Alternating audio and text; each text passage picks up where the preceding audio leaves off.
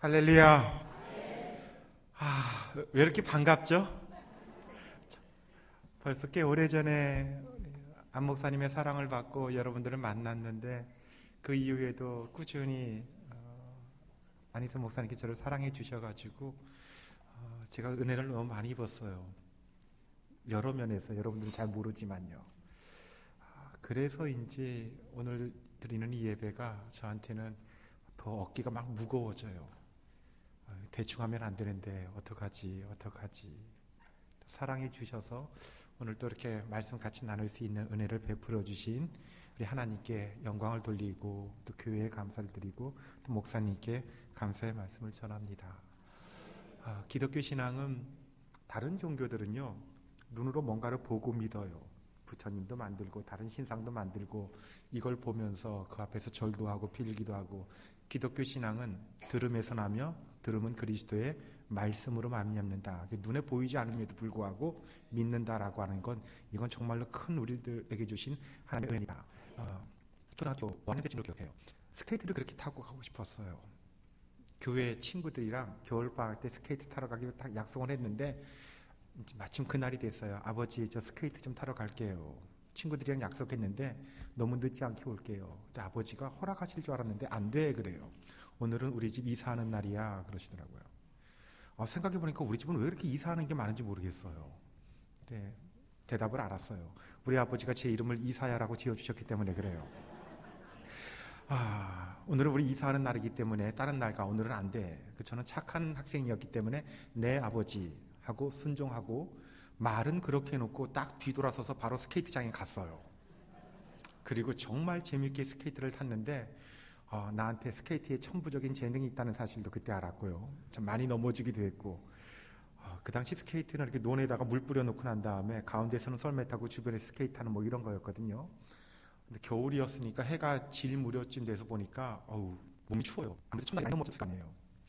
집에 돌아와 봤더니 깜깜한데 정말 이사가 버리고 아무도 없어요. 아무런 쪽지 하나 남기지 않고 전부 다 가버렸어요. 왜 그때는 이사할 때, 요즘은 안 그런데 장판도 다 걷어갔어요. 그리고 백열등 이거 전부 다 떼갔고요. 정말 깜깜해요. 그 연탄불이 꺼져 있는 거는 말도 할 것도 없이 아마 벽지도 뜯을 수 있었으면 뜯었을 거예요.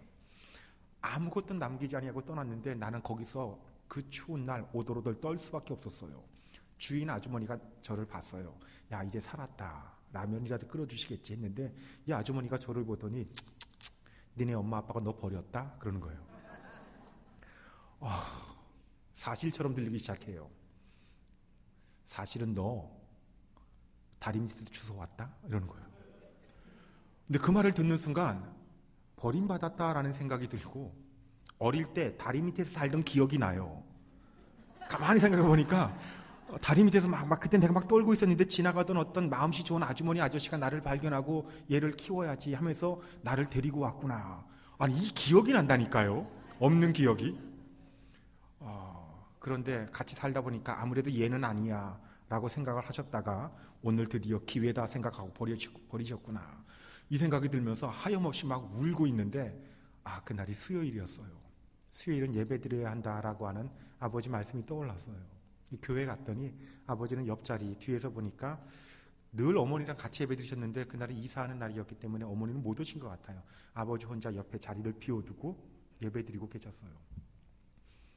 가면은 나를 과연 맞아주실까 떨리는 마음으로 옆자리에 앉았는데 내가 옆에 앉을 걸 아버지는 아시고 손을 꽉 잡고 예배 끝날 때까지 한 번도 그 손을 놓지 않으셨던 기억이 나요. 기다리셨던 거죠. 그때 설교 말씀이 뭐였는지는 아무것도 기억이 안 나요. 그냥 너무도 감격스러운 그리고 진한 감동이 남아있는 수요 예배로 기억이 나요.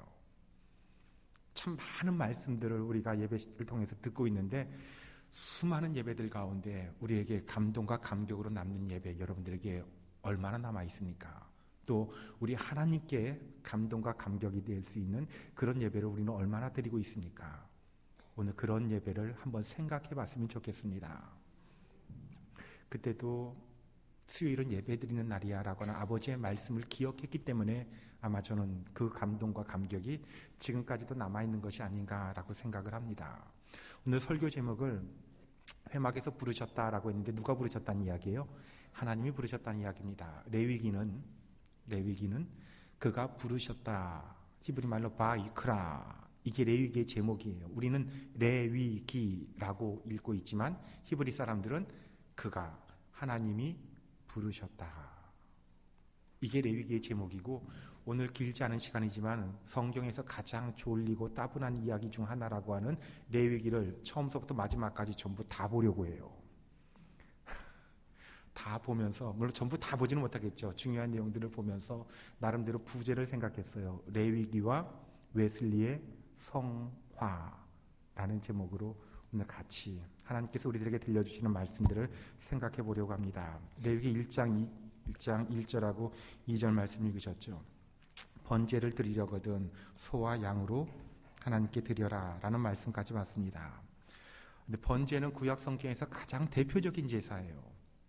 노아가 방주에서 나왔을 때 하나님 앞에 감사하면서 드렸던 제사도 번제였고, 아브라함이 모리아산에서 하나님께 아들을 바치려고 했던 제사도 무슨 제사였어요? 번제였습니다. 근데 이 번제는 소와 양만 가지고 드리는 것이 아니고요. 조금 넘어가면 일단 3절 보면은 소의 번제면 부자들 소로 하나님께 예배를 드렸겠죠. 10절을 보세요. 10절을 보면 또 뭐로? 염소의 번제면. 자, 염소는 소를 바치는 사람보다 조금 더 약간 가난했던 것 같아요. 중산층이 아닐까 싶습니다. 근데 14절 말씀을 보세요. 14절에 만일 여호와께 드리는 예물이 뭐의 번제면? 새의 번제면. 새는 어떤 사람이 드렸던 번제일까요?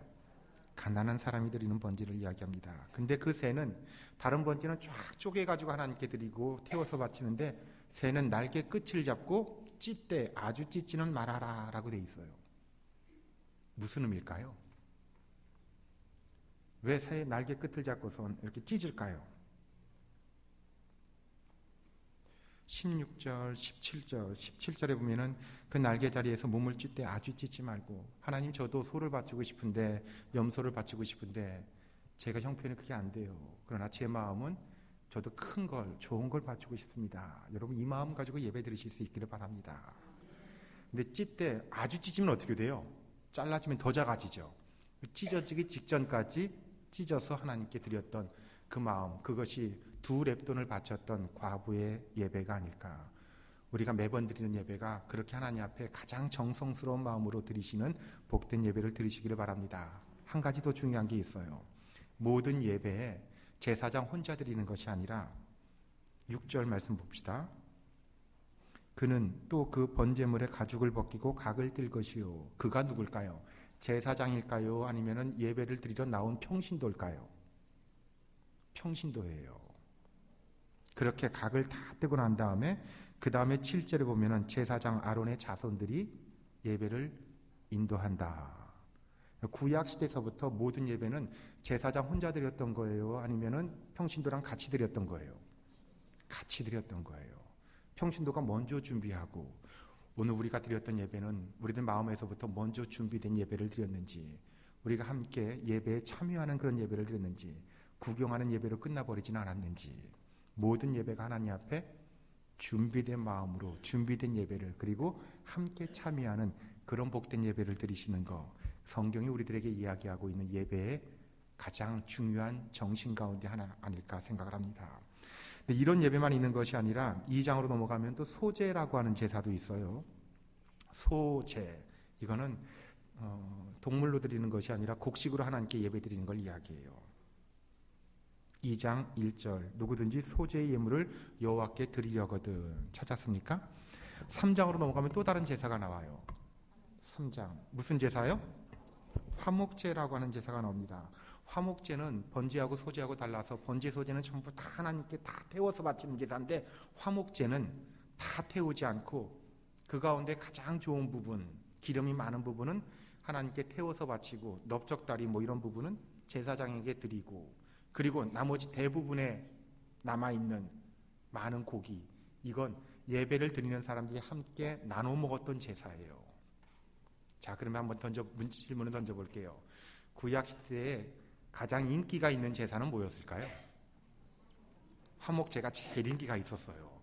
번제는 다 하나님께 드리고 소제도 다 하나님께 드리는데 화목제는 같이 나눠 먹었으니까요. 그래서 화목제가 제일 인기가 있었고요. 아까 기도해 주시면서 한나 이야기를 해주셨는데 엘가나하고 한나가 매년 실로에 있는 하나님의 집에 올라가서 예배를 드렸다라고 하는 표현이 나오는데, 예배에 올라가서 엘가나가 분깃을 한나에게는 갑절로 주었는데 한나가 먹지 않았다라고 하는 말씀이 나와요. 금식했다는 말일까요? 무슨 말일까요? 왜 먹지 않았다라는 말을 할까요? 너무 분하여서 먹지도 아니하고 예배를 드리고 난 다음에 엘리 제사장이 돌아가라, 당신이 간구하는 것을 여호와께서 들어주시기를 원한다라고 하는 축복 선언을 듣고 난 다음에 돌아가서 먹고 다시는 그 얼굴에 근심빛이 돌지 않았다. 이제 돌아와서 먹었다라는 말이 나와요. 단순히 밥을 먹었다 안 먹었다라는 이야기가 아니라 어디에 참여했다라는 이야기예요. 예배에 참여했다. 그전에는 예배에 참여하지 못했다라는 말이죠. 엘리 제사장이 참 부족했음에도 불구하고 그 축복 선언을 듣는 순간 기쁜 마음으로 예배에 참여할 수 있는 마음을 회복했다. 무슨 제사를 드렸다는 이야기예요? 화목제를 드렸다라는 이야기예요. 서먹서먹하고 깨지고 아픈 마음을 가지고 살아가고 있었는데 그리스도께서 하나님과 우리 사이의 관계를 화목해 해주셨던 것, 구약시대 때서부터 여기서부터 등장하죠. 그래서 오늘도 여러분 낮예배 드리고 난 다음에 공동식사 같이 하셨죠? 점심 드셨죠? 언제서부터 나온 거예요? 구약시대에서부터 화목제의 적극적인 측면이 확장되고 있는, 강조되고 있는 그런 모습입니다. 우리 가운데에도 그리스도와 하나님과 우리 사이의 관계가 깨어질 뻔한 모든 모습들이 예배를 통하여서 회복되시고 화목해 되어지시는 은혜가 늘 넘치시기를 우리 주님의 이름으로 축원드립니다. 그 다음에 4장으로 넘어가면은 제목 이름이 뭐예요? 예배, 속죄제. 죄를 속해 주신 다른 제사들, 다른 예배들도 다 속죄하는 기능이 있는데 특별히 속죄제라고 해서 따로 죄를 정결케 하는 제사를 드렸고요. 그 다음에 5장으로 넘어가면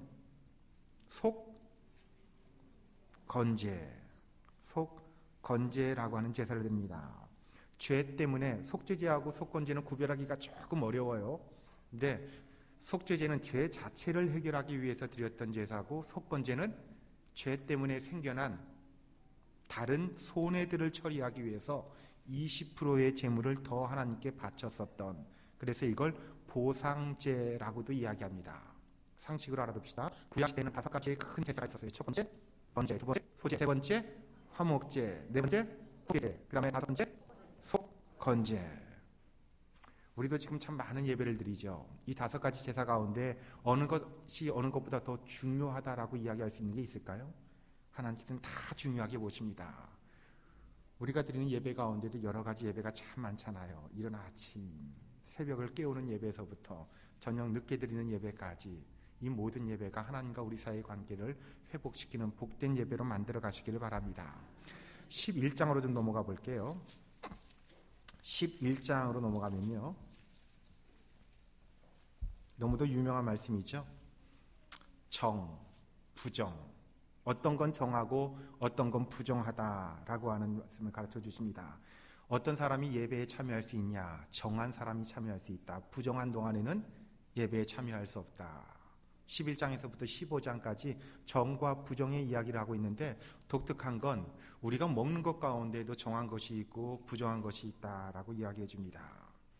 11장 1절에서부터 몇 절까지 나옵니까?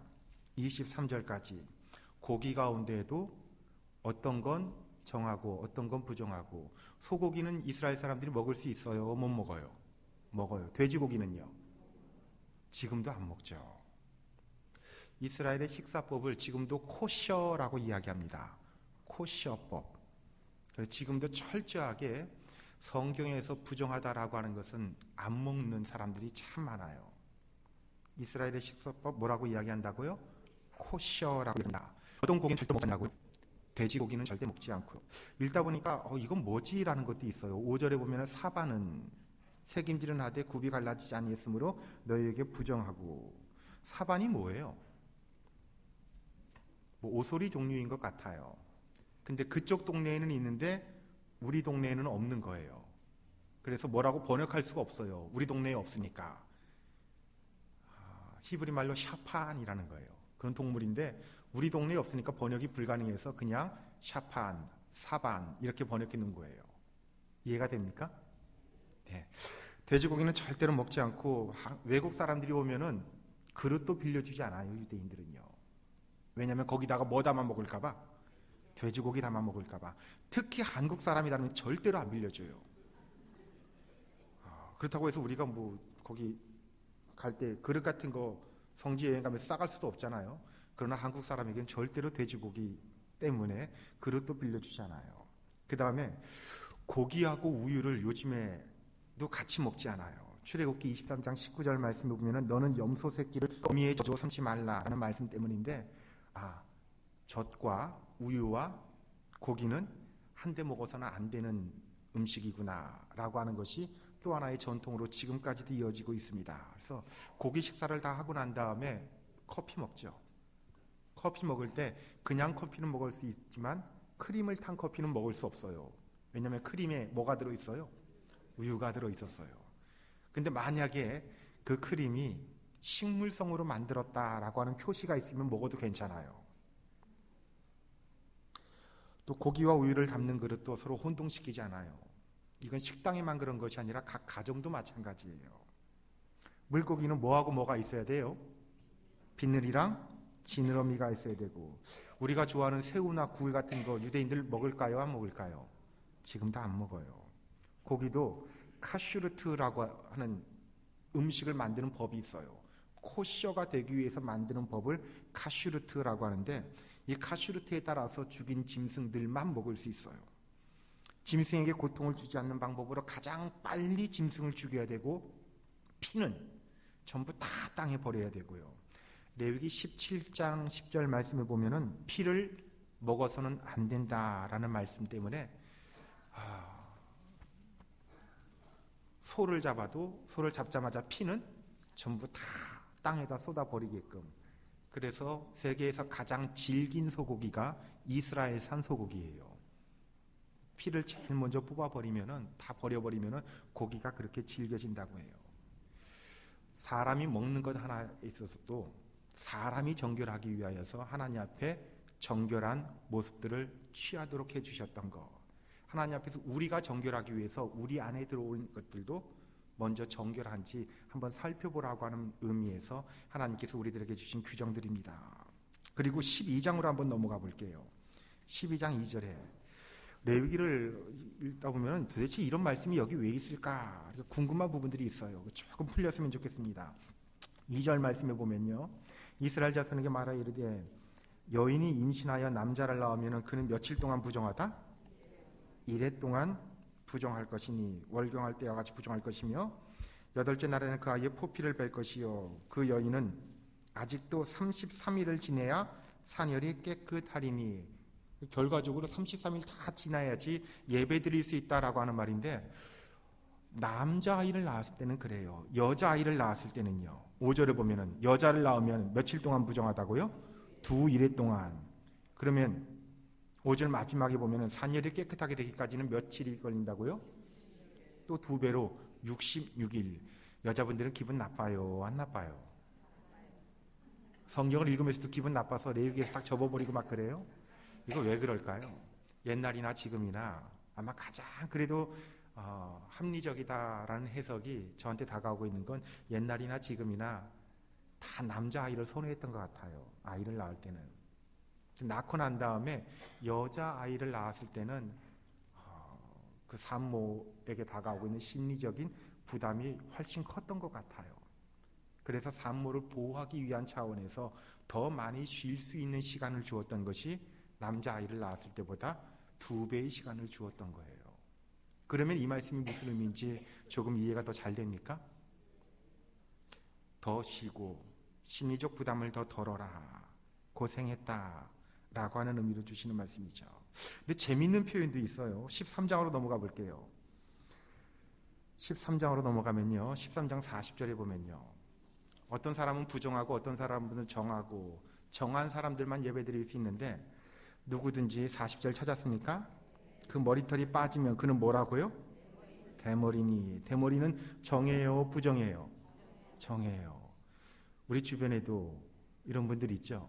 그분들 정해요, 부정해요? 네, 정합니다. 41절에 보면요, 앞머리가 빠져도 그는 이마 대머리니. 그는 뭐하니라? 정하니라. 하나님은 외모를 가지고 판단하시는 분이 아니신 것 같아요. 어떤 모습으로 드린다라고 할지라도 그 안에 있는 모습이 하나님 앞에 정말로 신령과 진정으로 정성된 마음으로 예배드리는 자의 모습들, 그게 우리들 모두의 모습이 다 될 수 있기를 우리 주님의 이름으로 축원드립니다. 조금 더 뒤로 넘어가 볼게요. 17장을 한번 넘어가 볼까요? 17장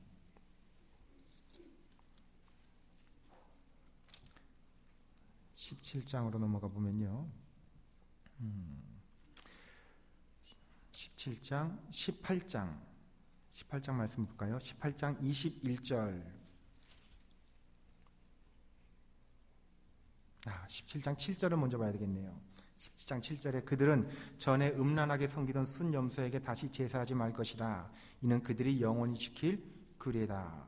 아마 가나안 땅에 들어갔을 때 이스라엘 백성들을 유혹하고 있는 못된 제사가 몇 가지 있었던 것 같아요. 그 중에 하나가 숫염소에게 드리던 제사. 여러분, 여기서 이야기하고 있는 숫염소는 단순한 염소가 아니에요.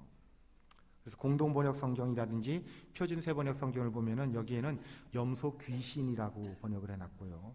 그리고 숫염소 귀신이라고 번역해 놓은 성경들도 있습니다. 단순한 숫염소를 이야기하고 있는 게 아니죠. 또 숫염소하고 쌍벽을 이루고 있는 가나안의 못된 우상이 하나 더 있어요. 그게 뭐냐면은 수송아지라고 하는 겁니다. 풍요로운 농경 문화를 지향하고 있었던 가나안 땅에서 어떻게 하면은 가장 잘 살 수 있을까? 이것 때문에 섬기게 된 동물이 아마 송아지하고 염소였던 것 같아요. 이걸 잘 섬기면은 그러면 풍요로운 풍년도 얻을 수 있을 것이고, 그러다 보니까 이 숫염소하고 숫송아지를 섬기던 장소가 많이 생겨났는데 그 장소들을 뭐라고 부르냐면 산당들이라고 부릅니다. 많은 산당들, 전부 다는 아니지만 많은 산당들에서 수염소하고 수송아지를 섬기고 있었고요. 이 수염소와 수송아지를 섬기고 있는 이 산당들이 왜 문제가 될까요? 하나님은 눈에 보이시는 분이에요? 안 보이시는 분이에요? 절대로 안 보이시는 분이에요. 하나님을 직접 봤다라고 하는 사람들은 좀 무서운 사람들이에요. 모세도 하나님을 직접 봤을까요? 못 봤을까요? 성경에서도 하나님을 본 사람, 가장 가까이에서 본 사람 모세라고 이야기하지만은 모세는 비 오는 날 안개 가운데 지나가시는 뒷모습, 하나님의 뒷모습을 살짝 봤다라고 이야기해요. 제대로 봤다는 얘기예요? 못 봤다는 얘기예요? 너무도 거룩하신 분이시기 때문에 가까이서 제대로 볼 수가 없었다는 이야기예요. 에스겔 예언자 같은 경우는 모세 다음으로 가까이에서 하나님을 봤던 예언자였다라고 이야기합니다. 비 오는 날 무지개 사이에서 안개 속에 여호와의 영광의 형상의 모양을 봤다라고 이야기해요. 여호와를 봤다라고 이야기하지 않습니다. 여호와의 영광을 봤다고 이야기하지도 않아요. 여호와의 영광의 모양을 봤다고 이야기하지도 않아요. 여호와의 영광의 모양의 형상을 봤다라고 이야기해요. 잘 봤다는 얘기예요? 못 봤다는 얘기예요? 못 봤다는 얘기예요. 하나님은 가까이에서 볼 수 있는 분이 아니고 더 가까이에서 여호와의 영광을 보았던 이사야 예언자의 경우에는 화로다, 나로 망하게 되었도다. 내가 여호와의 영광을 보았으니 이제 나는 죽었다. 감히 부끄러운 거룩하지 못한 우리들의 두 눈을 가지고 하나님을 어떻게 볼 수 있느냐라고 하는 거예요.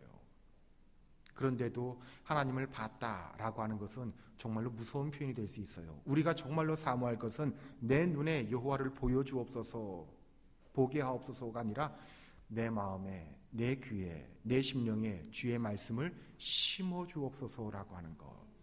이번 주에도 우리에게 들려주셨던 귀한 말씀을 가지고 그 말씀을 붙들고 살아가는 존재, 그게 크리스찬인 줄로 믿으시기를 바랍니다. 이 눈에 아무 증거 보이지 않아도 내게 주신 그 말씀 때문에 내가 유혹과 욕망이 꿈틀거리고 있는 세상 한가운데서 말씀 붙들고 살아가는 크리스찬이 되겠나이다 라고 하는 것이, 나는 이것이 세상을 이길 수 있는 성화의 모습이라고 생각해요.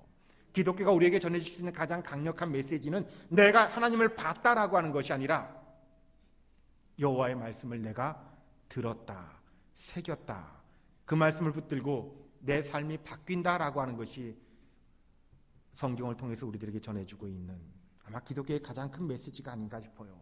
예배당 안에서만 거룩한 것이 아니라 예배당 안에서 주께서 나를 부르셨고 내가 이 예배당 문 밖을 나서서 또 한 주간의 삶을 살아갈 때 곳곳에 하나님 인양 돌아다니고 있는 많은 수염소와 수송아지들이 있을 텐데 그 세상에 내가 눌리지 아니하고 당당하게 크리스찬답게 살아갈 모습을 세상 가운데 드러내며 살아가고 있다라고 하는 것이 여러분 그게 크리스찬이라고요.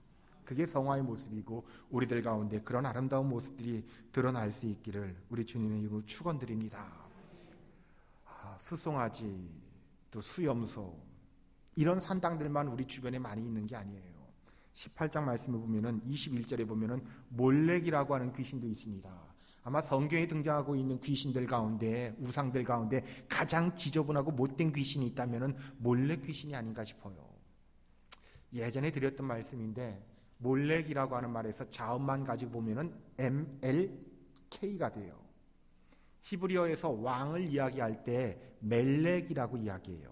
자음만 가지고 뽑아보면 MLK가 돼요. 성경에는 MLK만 적혀 있습니다. 히브리 성경에는. 그래서 그 성경 단어를 읽을 때 어떨 때는 멜렉 왕이라고 읽고 어떨 때는 몰렉이라고 읽어요. 사람이 가장 높은 지위에 올라서서 내가 하나님이 있냐 우뚝 우상인체하고 있으면 그게 귀신이란 이야기예요. 사람이 올라갈 수 있는 가장 높은 자리 왕이었죠. 그 자리에 우리가 있어야 될 것이 아니라 내가 원하는 몰렉이 있어야 된다. 아니 계셔야 된다고요. 사람이 아무리 똑똑하고 쉽게 잘 바르게 살아도 하나님의 어디서 하나님이라는 말 자체가 인정되지 않지만은 따라갈 수가 없다고요. 보이지 않는 우리 하나님, 우리에게 가장 좋은 길로 인도해 주시고 언제나 가장 선한 것들로 인도해 주십니다. 그런데 그걸 인정하지 못하고선 내가 원하는 것, 내가 원하는 모습들을 앞에 세워놓고 살아갈 때 나는 그것이 우상이라고 생각해요. 너희는 세상에서 거룩하라라고 말씀해 주시는데 이와 같은 숫염소와 수송아지나 몰렉이나 세상에 편만이 등장하고 있는 참 많은 우상들을 네가 이겨낼 수 있겠느냐. 너희는 거룩하라. 나 여호와가 거룩하다라고 레위기 말씀을 통해서 우리 주님이 우리들에게 말씀해 주고 있습니다. 조금만 더 뒤로 넘어가면은 19장 말씀, 레위기의 핵심 구절이죠. 2절 말씀을 볼게요. 너는 이스라엘 자손의 온 회중에게 말하여 이르라. 너희는 어떡하라? 거룩하라. 이는 나 여호와 너희 하나님이 어떡하기 때문이다? 거룩하기 때문이다. 레위기의 핵심 구절이라고 이야기해요. 하나님은 우리가 거룩해지기를 바라고 계십니다. 회막에서 부르시고 어디서 거룩해지기를 바라시는 걸까요? 세상에서 거룩해지기를 바라고 계신 겁니다.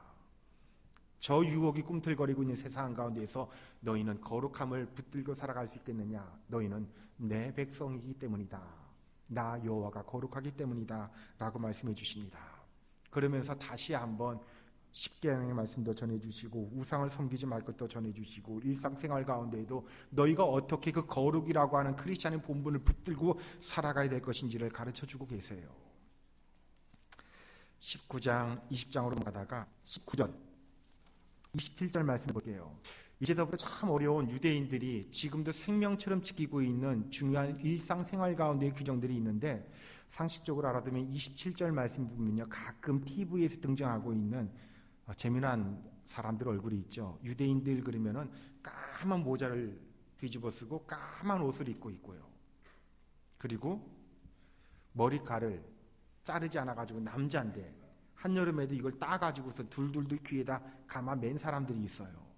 그게 27절 말씀 19장 27절 말씀 때문에 그렇습니다. 머리카락을 둥글게 깎지 말며 수염 끝을 손상하지 말고.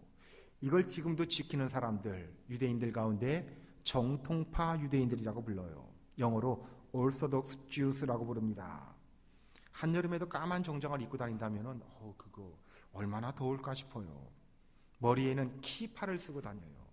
제가 오늘 그 키파를 보여드리려고 일부러 가지고 왔는데 차에다 두고 오는 바람에 지금 보여드리지는 못해요. 머리에다 이렇게 써요.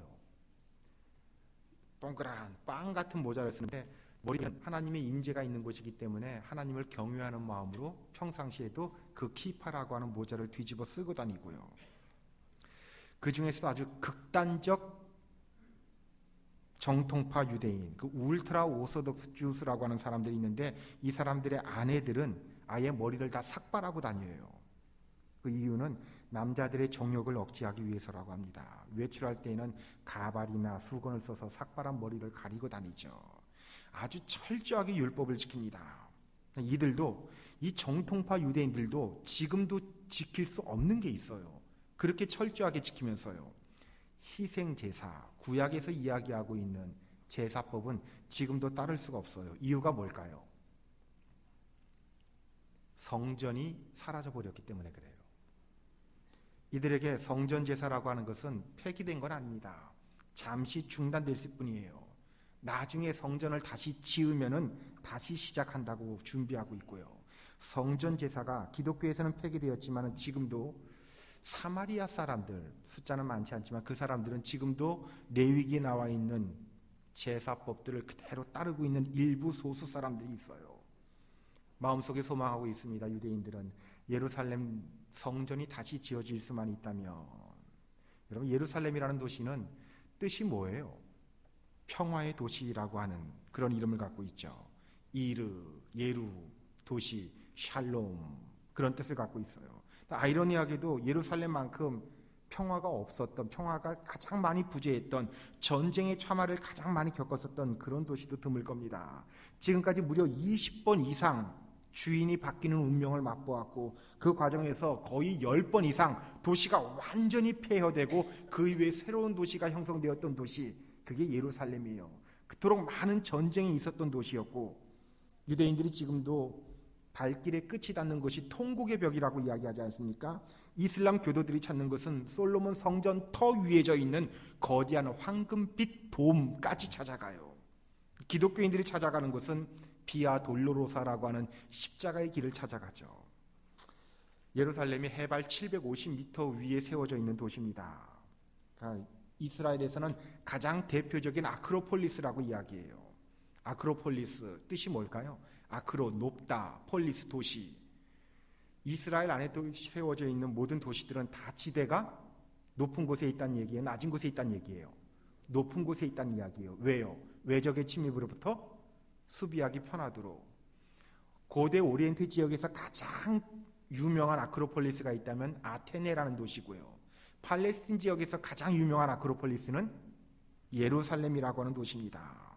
근데 그 예루살렘 한가운데에 630년, AD 630년에 예루살렘 성전이 있었던 자리에 이슬람 사람들이 사원을 지었습니다. 황금돔이라고 이야기해요. 요르단의 후세인이라고 하는 사람이 자기 사제를 다 털어서 돔에다가 진짜 황금을 갖다 다 발라놓은 겁니다. 지금도 예루살렘 사진 찍으면은 예루살렘이 다 회색 도시인데 돔 하나만 황금빛으로 이렇게 빛나고 있는 모습을 보게 돼요. 그게 기독교 예배당 아니죠. 이슬람 사원 아닙니까? 큰 반석이고 그 바위를 중심으로 여기 이스라엘 사람, 유대인들도 모이고 이슬람 사람들도 모이고요. 이슬람 사람들은 바로 그 장소에서 모하메드라고 하는 사람이 그 땅을 탁 밟고 승천했다라고 지금도 믿고 있어요. 우리는요, 바로 그 장소에서 아브라함이 이삭을 번제로 드렸다라고 하는 그 신앙의 메카 같은 곳이죠. 근데 정확히 지금도 솔로몬의 성전의 정확한 위치가 어디였냐라고 하는 건 지금도 알 수가 없어요. 발굴하면 알 수 있어요. 그런데 발굴할 수가 없습니다. 그것을 누가 지금 차지하고 있기 때문에요? 이슬람 사람들이 차지하고 있기 때문에. 거기에 뭐가 있기 때문에요? 황금돔이 있기 때문에 그렇죠. 그 황금돔 밑으로는 지금도 계속해서 발굴 작업이 있다고 하는데 겉으로 드러낼 수가 없는 거예요. 자, 유대인들이나 기독교인들 설마 그럴 리가 없겠지만 이슬람 사람들이 뭘 지금 경계하고 있냐면 저 유대인들이, 저 정통파 유대인들이 혹시라도 황금돔, 이슬람 메카 가운데 하나인 저 유명한 저 황금돔을 이걸 폭파시키면 어떡하냐, 이것 때문에 경비가 늘 삼엄하고 심지어 세계 3차 대전이 일어날 수 있는 가능성이 제일 높은 곳이다라고도 이야기합니다. 근데 유대인들은 지금도 이제 그렇게 되어져 있기 때문에 성전 예배가 지금 불가능한 거죠. 유대인들은 지금 성전이 없으니까 뭘 중심으로 예배를 드릴까요? 제사장 대신에 랍비를 중심으로 예배를 드리고, 그리고 성전 대신에 회당 중심으로 예배를 드리고요. 이런 정통파 유대인들이 있는가 하면은 보수파 유대인들, 컨서버티브 주스라는 사람들도 있습니다. 그것보다 훨씬 더 정통파 유대인들보다는 더 보수적인 사람들, 그리고 개혁파 유대인들, 리포엄드 주스. 성경 속에 나타나 있는 법들을 지금 이 시대에서는 거의 지키기 어렵다라고 해가지고선 완전히 바꾸어서 이 시대에 맞추어서 지켜야 한다라고 주장하는 사람들, 지금의 유대인들이 이렇게 분류가 돼요. 이스라엘 사람들 가운데에는 사마리아 사람들도 있고, 그리고 유대인들의 숫자를 전부 다 합치면은 전 세계에 한 1600만 정도밖에는 되지 않습니다. 그런 숫자가 많은 거예요, 적은 거예요? 우리나라 인구 숫자에 비하면은 많은 거예요, 적은 거예요? 정말 적은 거죠. 이스라엘 전 대통령이자 문교부 장관이었었던 이츠하크 나폰이라는 사람이 모든 유대인들을 향해서 이런 이야기를 했던 적이 있습니다. 오늘날 유대인들이 후손들을 위해서 할 수 있는 가장 큰 공헌은 아이를 많이 낳아서 인구를 증가시키는 것이다. 이게 이스라엘을 위해서 할 수 있는 가장 큰 일이다라고 이야기할 정도였어요.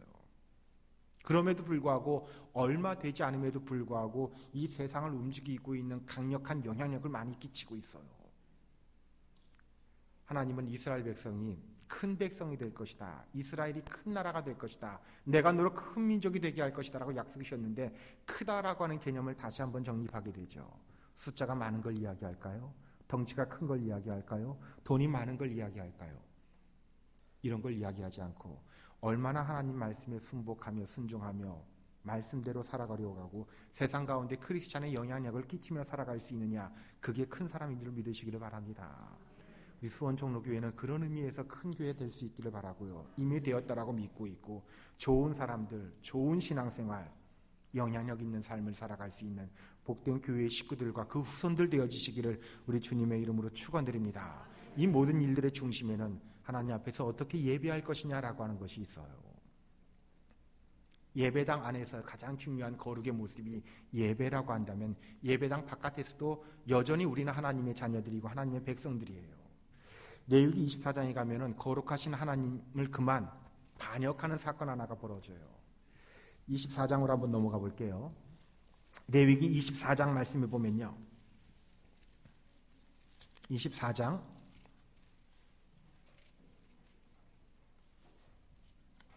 10절 제가 읽겠습니다. 이게 무슨 말씀입니까? 한번 잘 들어보세요. 이스라엘 자손 중에 그의 어머니가 이스라엘 여인이요 그의 아버지는 애굽 사람인 어떤 사람이 나가서 한 이스라엘 사람과 진영 중에서 싸우다가 그 이스라엘 여인의 아들이 여호와의 이름을 모독하며 저주함으로 무리가 끌고 모세에게로 가니라.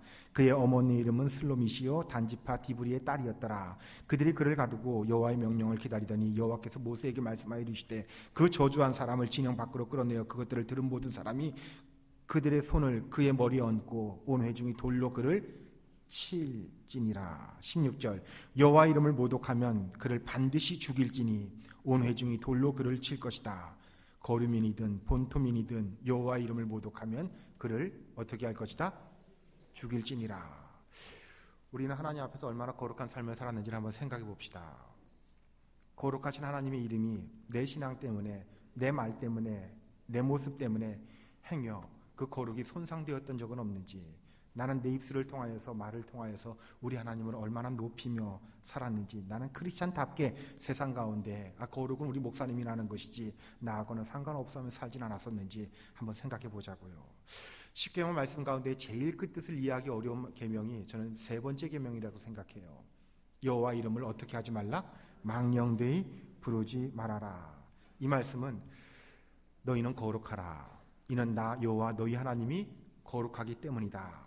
나는 같은 말씀이라고 생각해요. 하나님의 거룩성이 우리에게까지도 이어질 수 있어야 된다. 이것 때문에 노력하는 사람들의 모습, 이것이 웨슬리가 이야기했었던 성화의 모습이라고 생각해요. 하나님이 우리를 당신의 백성으로 삼아주시고 우리에게 무슨 자격이 있었던 거 아니잖아요.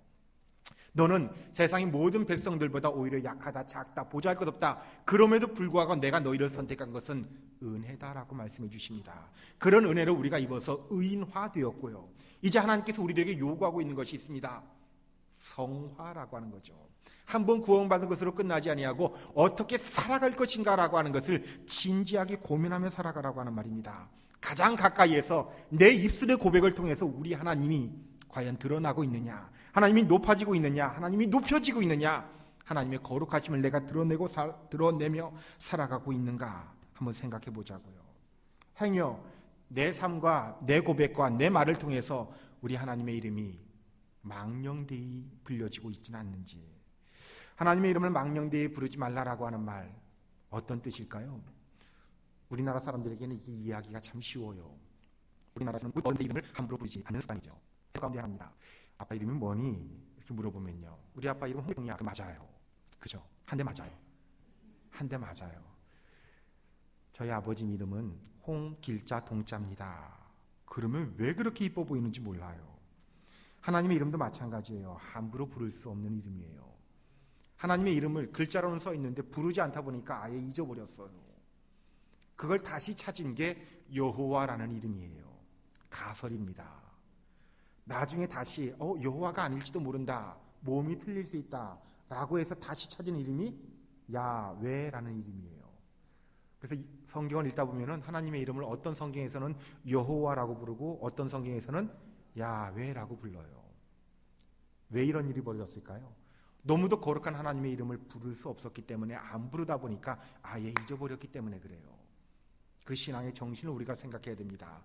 하나님, 나 같은 사람이 어떻게 여호와 이름을 부를 수 있습니까? 그래서 못 불렀다는 이야기예요.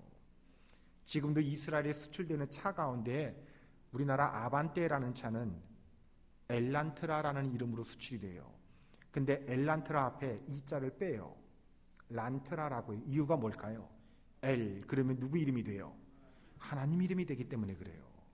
그래서 그냥 란트라라는 이름으로 수출돼요. 감히 하나님의 이름을 자동차에다 붙일 수 없다라고 생각하고 있기 때문에 그렇죠. 붙이든 붙이지 않든 그 정신을 우리가 잊지 말아야 될 겁니다. 하나님의 이름을 적어도 함부로 부를 수 없다라고 하는 것이고요.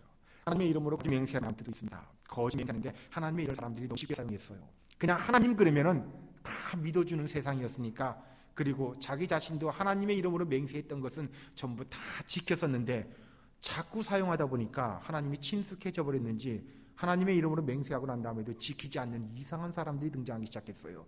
예수님은 아예 맹세하지 말라라고까지 말씀해 주십니다. 구약시대 때는 맹세할 때는 반드시 누구의 이름으로 맹세하라? 하나님의 이름으로 맹세하라고 했는데 지켰는데, 신앙에 타성이 붙기 시작하다 보니까 하나님의 이름이 나왔음에도 불구하고 안 지키는 그런 이상한 족속들이 생기기 시작했다는 말이에요.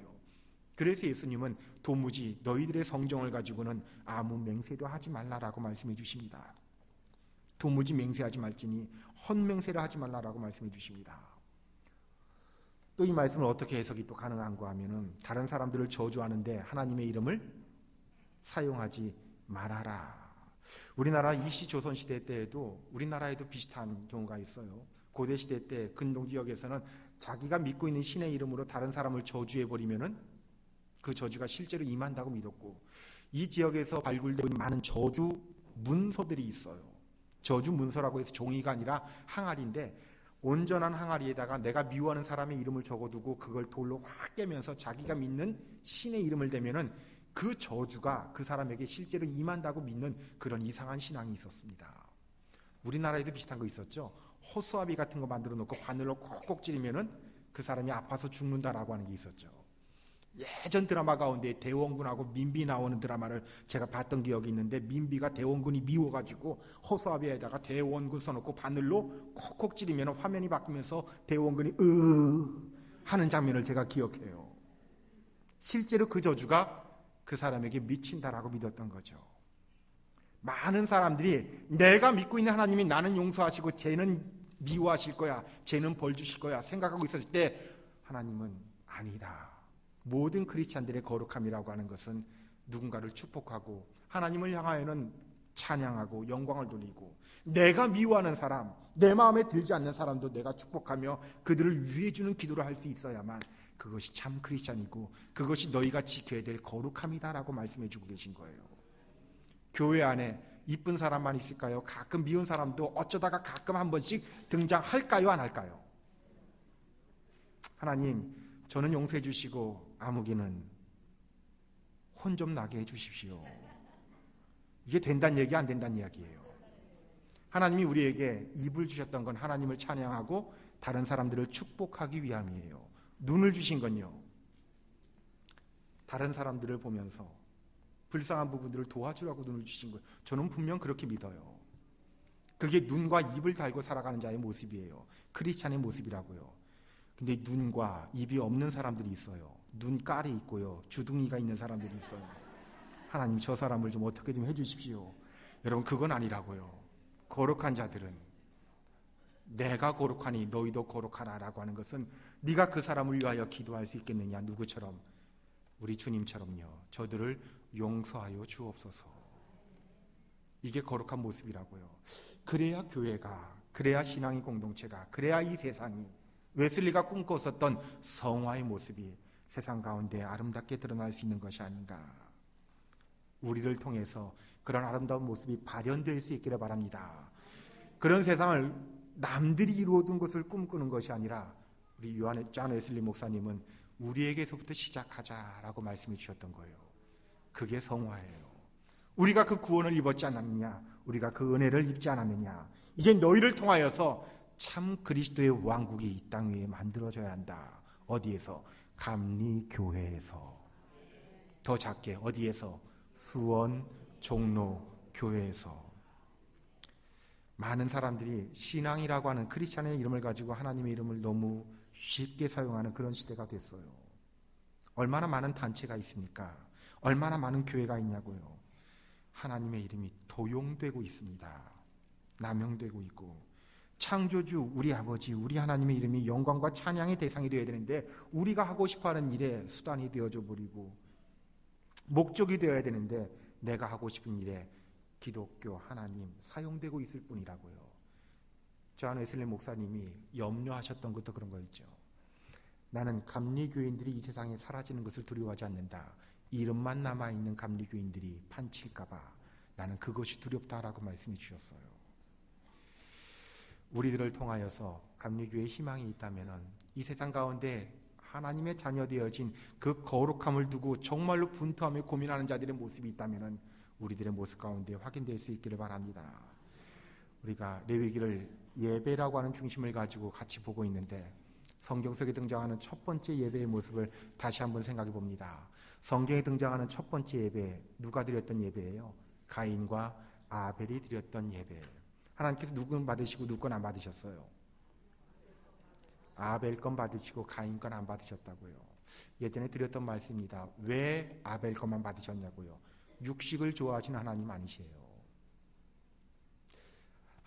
그럼 왜 하나님께서 가인 건 안 받으셨냐? 가인 건이 아니죠. 잘 들어보면 아벨과 그 제물은 받으셨으나 가인과 그 제물은 받지 아니하셨더라. 답이 나왔습니까?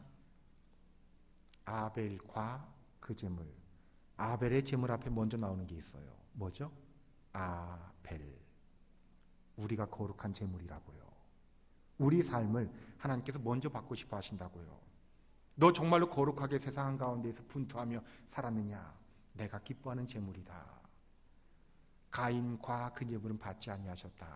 왜 안 받으셨다고요? 히브리서에 요한 3서에 가인같이 하지 말라. 평상시 그의 삶이 악하였다. 받으실 수 없었다는 이야기예요. 평상시 우리들의 모습이 이 예배당 안에서 주께서 부르셨는데 그 부름을 붙들고 세상 한가운데에서 내가 크리스찬답게 살겠습니다. 세상에 어떻게 가도 나는 하나님의 자녀답게 살겠습니다라고 하는 그런 자의 모습을 하나님께서 당신의 예배로 받으셨다고요. 로마서 12장 1절 말씀에 너희 몸을 하나님이 기뻐하시는 거룩한 산 제물로 드려라. 이는 너희의 드릴 영적 예배니라. 세상 가운데 우리가 하나님께 드려지는 거룩한 삶을 살아가는 산 제물들. 존 웨슬리 목사님은 이걸 성화라고 말씀해 주셨던 거예요. 한 번으로 그칠까요? 계속 이어지는 거죠. 이번 주에 착하게 살았다고 해가지고 그칠까요? 아니죠. 여전히 하나님께서 지금도 우리를 사랑하시고 일하시는 것처럼 우리도 우리 하나님을 향하여서 꾸준히 거룩하여라, 꾸준히 노력하여라, 꾸준히 성화하여라. 그 아름다운 모습이 우리 수원 종로교회 모든 성도들 가운데 아름답게 넘치시기를 우리 주님의 이름으로 축원드립니다. 다 같이 기도합니다.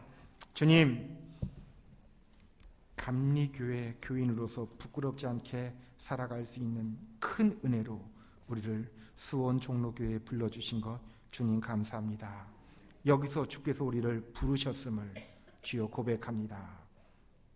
너희는 거룩하라고 하는 주의 음성을 주여 오늘 우리가 여기서 듣습니다. 이제 우리가 살아가는 모습이 하나님 앞에서 거룩한 산 제물 되기를 원합니다. 성화를 이루어갈 수 있기를 원합니다. 내면의 성화에서부터 시작해서 사회적 우주적 성화를 이룰 때까지 우리 하나님의 그 크신 뜻이 세상 가운데 편만이 이루어질 때까지 하나님 필요하다면 우리를 분토처럼 사용하신다라고 할지라도 그것이 감사할 수 있는 하나님의 자녀들, 감리교인들, 우리들, 수원종로교회의 식구들 되게 하옵소서. 그것 때문에 하나님을 감사하게 하시고 영광을 돌리게 하시고 그렇게 살아가는 모습이 우리가 우리 하나님을 사랑하는 가장 거룩한 표현이 될 수 있도록 하나님 도우시고 인도하여 주옵소서. 오늘 귀하게 헌신하는 우리 마르다 여성교회에게도 주님 축복하여 주시고 저들의 모습을 통해서 주께서 기뻐하시고 사랑하는 나의 딸들이다라고 인정해 주시는